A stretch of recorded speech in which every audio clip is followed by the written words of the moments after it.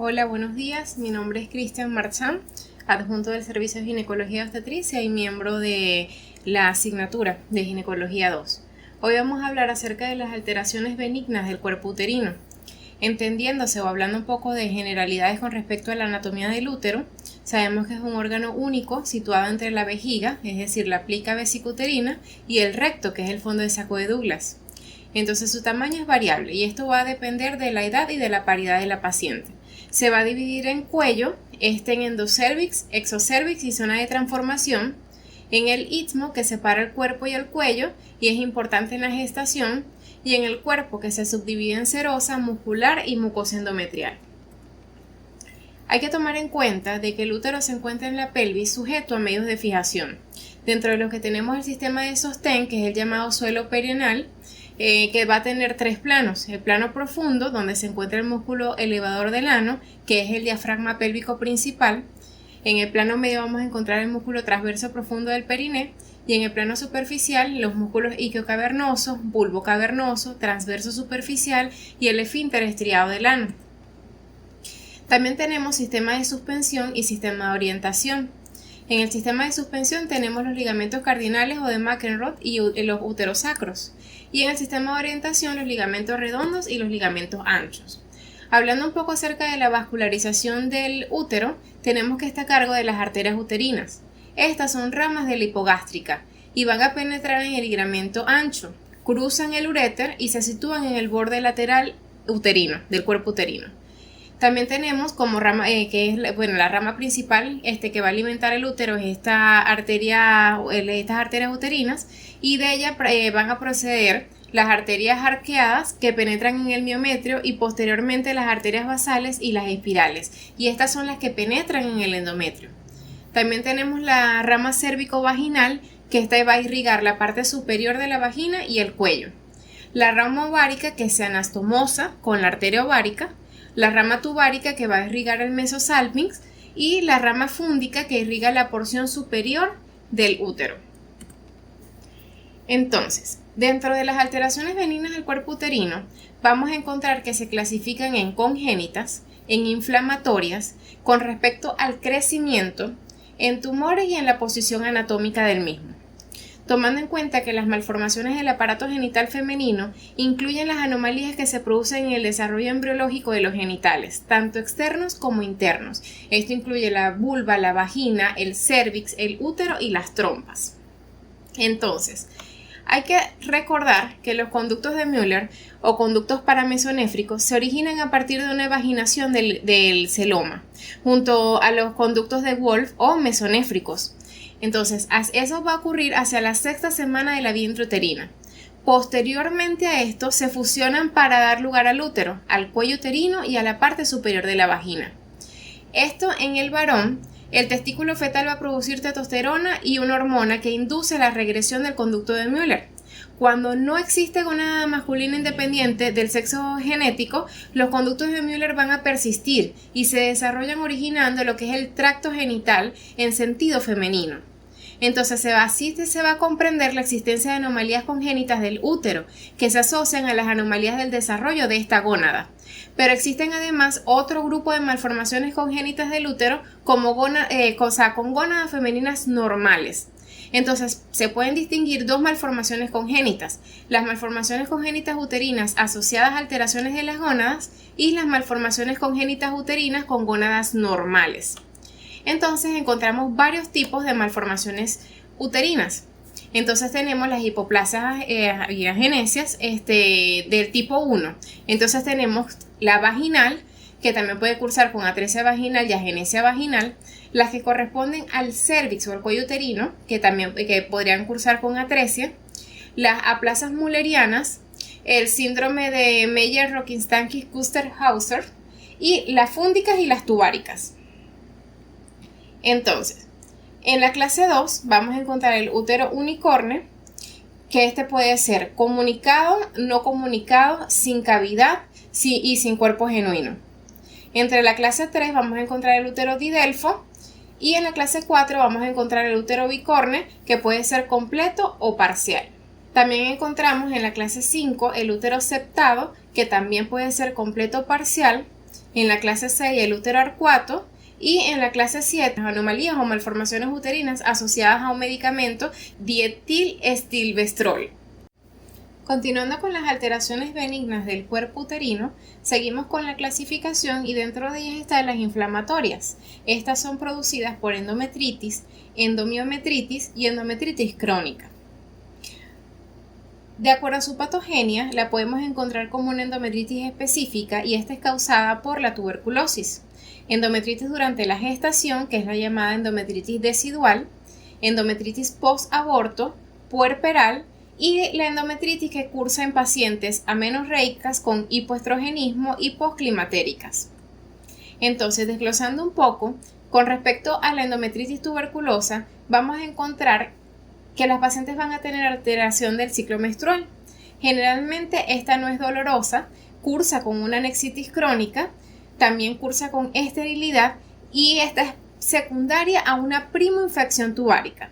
El diagnóstico se va a hacer por un legrado uterino biópsico y el tratamiento está a cargo de la estreptomicina. Con respecto a la endometritis decidual, tenemos que la causa es por abortos, bien sea un aborto o abortos habituales. La endometritis posabortiva va a causar como una endometritis crónica. El diagnóstico también se va a hacer por legrado uterino biópsico y generalmente tiende a generar esterilidad en las pacientes. El tratamiento va a ser a base de estrógenos y de antibiótico-terapia. Con respecto a la endometritis puerperal, la encontramos de tres formas: aguda, subaguda y crónica. Esta crónica también puede cursar como un pólipo placentario. Estos pólipos placentarios van a generar una endometritis crónica por la presencia de los restos coriales que van a estar necrosados. Esto puede ser tanto posaborto como posparto. El tratamiento también está a base de un legrado uterino biópsico para su estudio y posteriormente una histerectomía dado el caso de la paciente. Entonces, dentro de las alteraciones benignas del cuerpo uterino también vamos a encontrar las metorragias funcionales, entendiéndose las metropatías como la matriz que sangra. Esta es sin causa orgánica aparente y es toda metrorragia de carácter funcional no hiperplásico. Entonces tenemos varios tipos. El primero que vamos a discutir son las metropatías juvenil.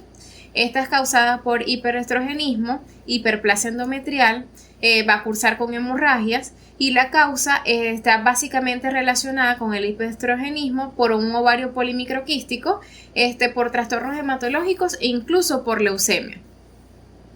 También tenemos las metropatías de las mujeres adultas. Esta se va a dar por una maduración y una descamación irregular del endometrio. Entonces, con respecto a la maduración irregular, podríamos decir que es la transformación parcial del endometrio, tanto de la fase secretora como en la fase proliferativa y al mismo tiempo. Y la causa va a ser por menstruaciones irregulares, copiosas y abundantes. También tenemos por la descamación irregular, que va a cursar con un desprendimiento prolongado de la mucosa menstrual, tomando en cuenta que la descamación durante la menstruación normal termina entre el cuarto y el quinto día del ciclo. Entonces, esta hemorragia no está aumentada, va a estar aumentada es la duración de la menstruación. Y una cosa muy importante en esta clínica es que va a haber persistencia del cuerpo lúteo. También tenemos las metropatías posabortivas. Esta no es más que las hiperplasias endometriales que aparecen después de un aborto. También va a haber persistencia del cuerpo lúteo en el ovario. Y también puede cursar por persistencia de los elementos tecaluteínicos que van a secretar estrógenos y con esto me va a causar un hiperestrogenismo. También están las metropatías preclimatéricas y esto generalmente se da en pacientes después de los 40 años. Cursa con una hiperplasia endometrial glandular quística en apariencia de queso suizo y también va a haber persistencia folicular en el ovario. También están las metropatías postclimaterio y senil. Esto va a estar representado por un síndrome hemorrágico. Se tiene que realizar biopsias para descartar la malignidad del endometrio. También cursa con un hiperestrogenismo posmenopáusico y es como la producción de estrógenos extra en el ovario a expensas de andrógenos como la testosterona, la androstendiona y la dehidroepiandrosterona. ¿ok? Que es que puede ser tanto de origen ovárico como adrenal. Esta se va a transformar en estrógenos también en la periferia. Vamos a ver un tumor en la teca o de la granulosa y también puede ser por un hiperestrogenismo iatrogénico. También en las metrorragias funcionales encontramos la dismenorrea membranosa. La dismenorrea membranosa va a estar dada por una hiperplasia del endometrio, que esta motiva el desprendimiento en masa de toda la mucosa, la cual va obrando como un cuerpo extraño que provoca su expresión en forma de pedazos enteros de mucosa. Este es un síndrome dismenorreico severo y se interpreta o se manifiesta como un cólico uterino de gran intensidad. Dentro de las metrorragias funcionales también encontramos que son producidas por los pólipos endometriales. Esto va a ser dado por hiperplasia endometrial. La localización de estos pólipos puede ser en la mucosa y puede causar hiperplasias regionales. Estos se pueden transformar también en pólipos adenomatosos que son de origen glandular y de estroma también, que es sarcoma. Entonces, esto va a cursar con metrorragias copiosas e irregulares, con leucorrea, con dolor tipo cólico, si el pólipo, si tiende a ver el parto del pólipo, también cursa con necrosis y esto me puede originar infección. Entonces es importante hacer diagnósticos diferenciales con tumores malignos del útero, con mioma submucoso, con abortos. Y el tratamiento depende de la localización del pólipo, es la extirpación del pólipo, legrado, y si aparece en vagina podemos hacer una torsión y también podemos hacer legrado.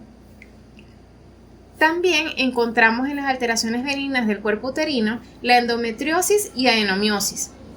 Entonces, la endometriosis es una heterotopia constituida por el crecimiento del tejido endometrial fuera de la cavidad uterina, con una doble cualidad, tanto anatómica como funcional, que responde a las hormonas ováricas. Entonces, ¿dónde se va a localizar la endometriosis? Puede ser extrauterina, hablando de la cavidad pélvica, externa al útero, como en la trompa de falopio.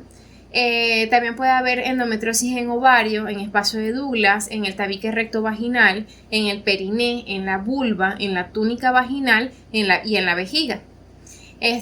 También puede ser internamente una adenomiosis que se va a ubicar en el músculo uterino, y también puede haber una invasión benigna del endometrio. Entonces, endocrinológicamente hablando de la endometriosis y la adenomiosis, esta va a variar según el ciclo ovárico o responde al ciclo ovárico. Entonces se puede presentar después de la pubertad en edad fértil y va a haber una regresión cuando la paciente ya se encuentra en menopausia. Cursa también con hiperestrogenismo, va a haber presencia de folículos persistentes y también puede causar una endometritis hiperproliferativa. Se conocen varias teorías para poder describir la aparición de la endometriosis. Dentro de estas teorías está la celómica mulleriana, la teoría del genitoblastos y la teoría transplantativa. ¿Cómo vamos nosotros, según anatomía patológica, a ver la endometriosis? Esta la vamos a ver como un aumento del volumen del útero causado por la adenomiosis, y este es difuso. El signo microscópico distintivo es la presencia de islotes de tejido endometrial, típico esparcido por el músculo, a gran profundidad de la superficie del endometrio y hasta el peritoneo. Con respecto al endometrio, vamos a ver que puede tener una variedad activa, y esta se va a originar por un acúmulo achocolatado de sangre menstrual. También podemos ver al tipo inmaduro, que es inactivo, y esta es la que cursa como una hiperplasia con la típica estructura de queso suizo. Tenemos que el diagnóstico lo podemos hacer por clínica y por exploración física, tomando en cuenta que hay signos y síntomas que la paciente va a presentar. Entonces, la endometriosis se va a manifestar por la asociación de dolor pélvico crónico y la infertilidad. También va a cursar con menorragia, que es sangrado menstrual abundante, y por dismenorrea de tipo cólico, y depende de las contracciones del músculo uterino, si se hacen dolorosas, y estas son percibidas por la paciente. Entonces, la dismenorrea es de tipo cólico y depende de estas contracciones dolorosas del músculo uterino, y estas son producidas por la tumefacción menstrual de los islotes endometriales. Entonces, la endometriosis pélvica me va a afectar los ligamentos uterosacros, Va a haber un dolor referido hacia el recto y hacia el sacro. También puede cursar con dispaurenia. Va a haber presencia de implantes también endometriósicos en las vísceras pélvicas, y esto cuando se implanta acá, vamos a presentar el tenesmo vesicalo-rectal, diarrea, disuria y hematuria. También la endometriosis puede ser de localización pulmonar, y aquí hay pacientes que pueden presentar hemotisis cíclica. También si afecta a los nervios periféricos, podemos ver pacientes con cefalea perimenstruales, y si nos afecta el cerebro, también puede haber pacientes que presenten convulsiones. El diagnóstico de la endometriosis va a ser por un hallazgo histopatológico de las glándulas y estroma endometrial fuera de la cavidad uterina. También nos podemos apoyar con la historia clínica de la paciente y sus antecedentes, la presencia de útero aumentado de volumen, de consistencia disminuida y de resistencia a la movilidad por presencia de adherencias pélvicas, y también se puede acompañar de nódulos endometriósicos en los ligamentos uterosacros.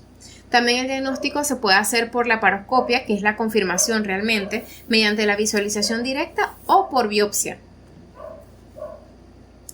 También dentro de las alteraciones benignas del cuerpo uterino vamos a encontrar el adenoma del endometrio, que esta va a ser una transformación neoplásica de la hiperplasia. Por lo tanto, va a representar la pérdida de las propiedades funcionales de esta hiperplasia, que se transforman secretoriamente por una dosis adecuada de progesterona. En el adenoma no va a pasar así. Entonces, el tumor en sí es benigno, pero puede constituir un estado precanceroso para originar un carcinoma corporal.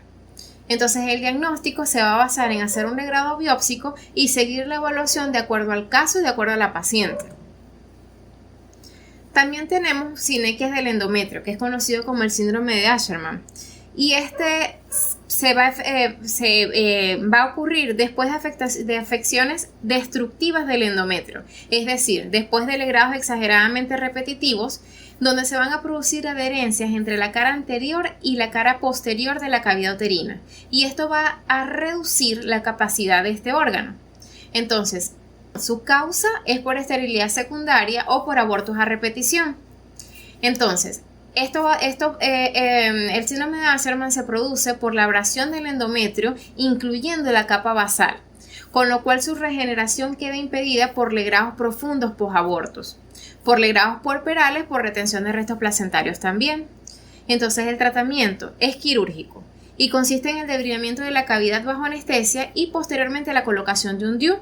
Y podemos también tratarlo de forma médica complementando el tratamiento quirúrgico con un ciclo de estrógenos y de progesterona.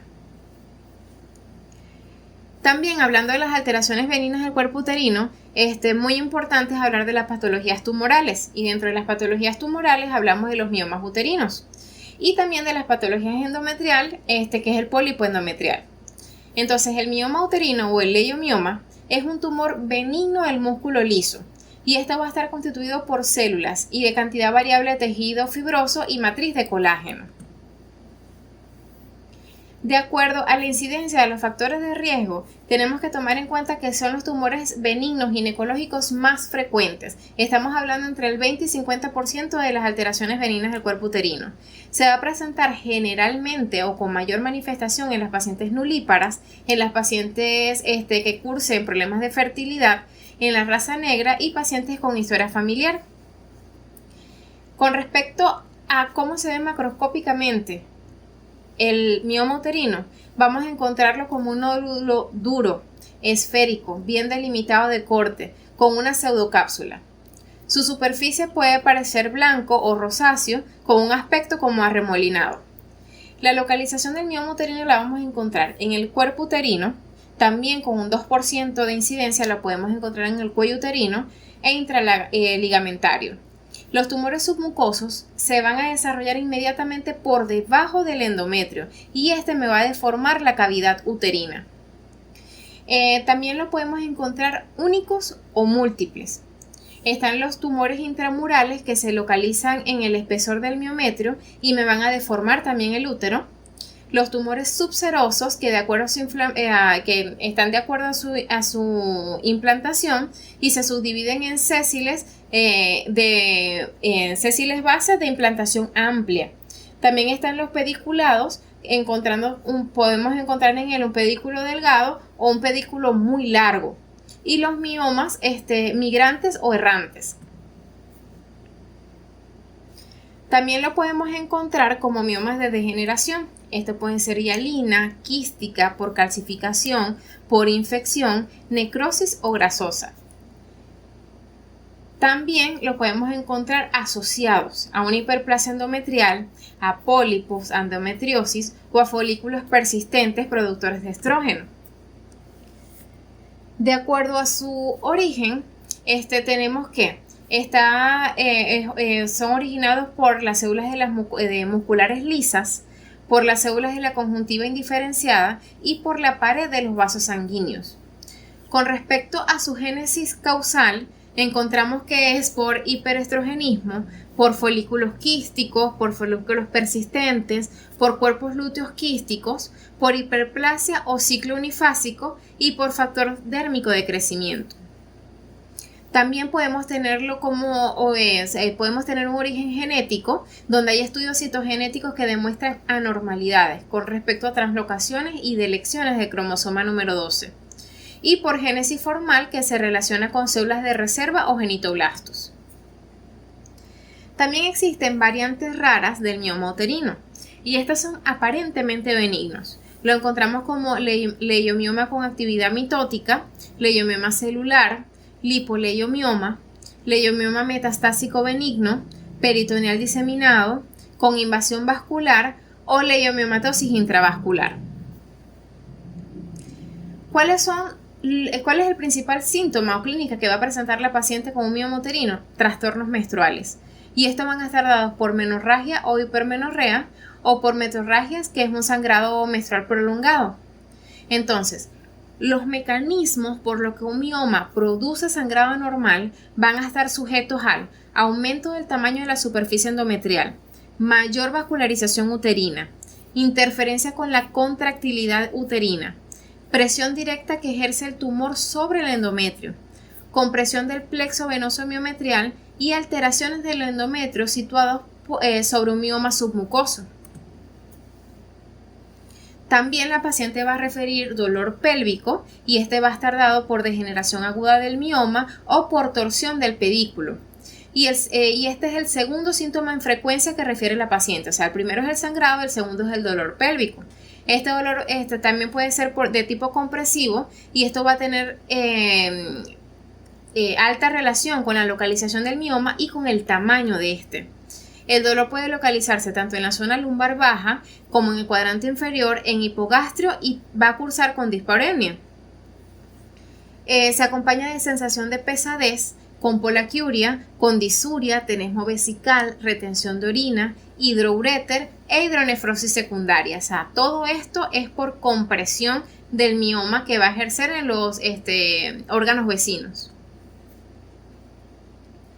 También va a cursar con compresión intestinal, que esta va a producir constipación, distensión abdominal, meteorismo y dolor para evacuar. También va a comprimir las venas pelvianas o linfáticas, que genera edema o varices en los miembros inferiores. La compresión de las raíces nerviosas de los plexos sacros o del nervio obturador también puede desencadenar dolores intensos en la pelvis y miembros inferiores. Entonces, ¿cómo se va a manifestar? ¿O cómo vamos a encontrar a la paciente? La podemos encontrar con una palidez cutáneo-mucosa importante, de acuerdo a la clínica o de acuerdo a lo que esté generando este cuadro en ella. Nosotros debemos hacer una exploración abdominal y vamos a encontrar que tanto en la exploración abdominal como el examen ginecológico vamos a encontrar anormalidades. La paciente también va a cursar con hemorragia anormal, con leucorrea, con dolor pélvico y con cuadros de compresión. Entonces, hay que tomar en cuenta las consideraciones clínicas especiales que nos van a generar estos miomas uterinos dependiendo de su tamaño y de su localización, y estas van a interferir en la fertilidad de la paciente. También nos interfiere en el pronóstico y desarrollo de la gestación y también en las pacientes menopáusicas. Entonces, ¿cómo nosotros vamos a hacer el diagnóstico de las patologías tumorales dadas como mioma uterino? Por la exploración física, por la ecografía, por la histeroscopia, por la resonancia magnética, la histerosalpingografía, la tomografía axial computarizada y la laparoscopia. También es importante hacer el diagnóstico diferencial ante estas manifestaciones clínicas de la paciente, y tenemos que diferenciarlo del embarazo, de tumores de ovario, de retroversión uterina, de malformaciones uterinas como úteros de Delfos o bicorne, de patologías tubáricas, de adenomiosis, endometriosis y de distensión vesical. El tratamiento de los miomas uterinos va a estar basado por tratamiento médico y tratamiento quirúrgico. El tratamiento médico es a base de observación, de anticonceptivos orales a bajas dosis, de antiinflamatorios no esteroideos. Dentro de los anticonceptivos encontramos los progestágenos, los andrógenos a base de gestrinona, el danazol y los análogos de la hormona liberadora de gonadotropinas. Y dentro del tratamiento quirúrgico vamos a encontrar la miomectomía y la histerectomía, de acuerdo al caso de la paciente y de la paridad de la paciente. También dentro de las patologías tumorales benignas en el cuerpo uterino vamos a encontrar el pólipo endometrial. Consiste en una formación que protruye en la cavidad endometrial, y esta va a estar constituida por glándulas endometriales, estroma y vasos sanguíneos que están unidos a la pared uterina por una superficie más o menos amplia. La frecuencia, puede aparecer a cualquier edad, pero predominan en la premenopausia. Las características histológicas van a ser macroscópicamente y microscópicamente. Macroscópicamente hablando, aparecen como formaciones redondeadas de tamaños variables entre 0,5 a 3 centímetros. La base de implantación puede ser amplia, también puede ser delgada y pediculada. Con respecto a sus características histológicas microscópicas, encontramos unos pólipos funcional cuya mucosa sufre los cambios cíclicos del ovario. Puede cursar también como un pólipo no funcionante, y estos van a tener glándulas inactivas sin signos proliferativos ni secretorios. Depende pues del tamaño del pólipo. Con respecto al pólipo endometrial, vemos que la clínica de con frecuencia es asintomática, depende del tamaño y de la localización. El principal síntoma es el sangrado uterino, que va a ser irregular y escaso. Puede haber dolor en hipogastrio en caso de pólipos grandes que producen contracciones uterinas. Y también lo podemos diagnosticar por esterilidad sin otra causa conocida.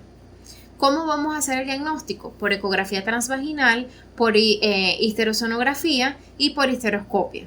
Y el tratamiento, por supuesto, depende de su localización, debe ser extirpado, y también tiene que hacerse una biopsia